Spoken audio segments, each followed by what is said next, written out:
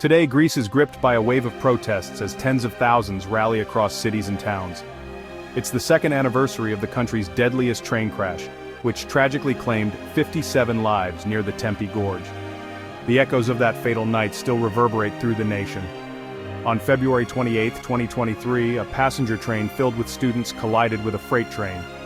The collision exposed glaring safety gaps that, shockingly, remain unaddressed even after 2 years.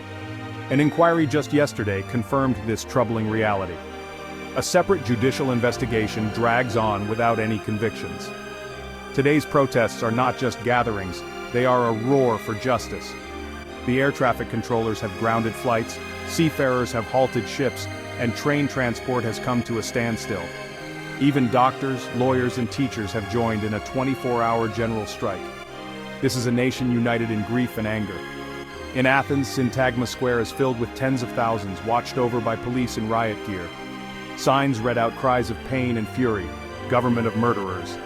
Prime Minister Kyriakos Mitsotakis' government, re-elected after the crash, faces relentless criticism for failing to launch a parliamentary inquiry into the disaster.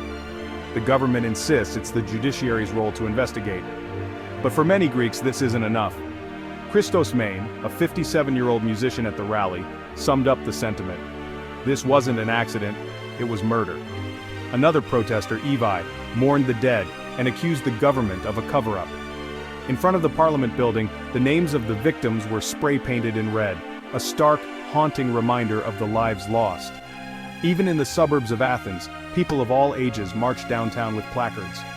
One read, "I have no oxygen," echoing a woman's last words in a call to emergency services. Schools were scenes of mourning, with pupils dressed in black and holding black balloons. Prime Minister Mitsotakis, in a Facebook post today, pledged to modernize the railway network and make it safer. That night we saw the ugliest face of the country in the national mirror, he wrote, acknowledging the fatal human errors and chronic state inadequacies. But this promise rings hollow for many. Opposition parties accuse the government of covering up evidence and are demanding it step down. Parliament is set to debate next week on whether to set up a committee to investigate possible political responsibility. A recent survey revealed that 82% of Greeks consider the train disaster one of the most important issues facing the country. An overwhelming 66% are dissatisfied with the investigations. In Athens, students chant, "Text me when you get there," a heartbreaking nod to the final messages many victims received. Litsa, a 45-year-old nurse, stands among the crowd, voicing a fear shared by many. "We're here because we're parents. Tomorrow it might be our children." The calls for justice, accountability, and change grow louder with each passing day. Greece's wounds from the Tempi rail disaster have yet to heal.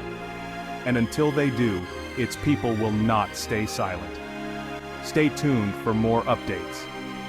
This is Channel Name, bringing you the stories that matter.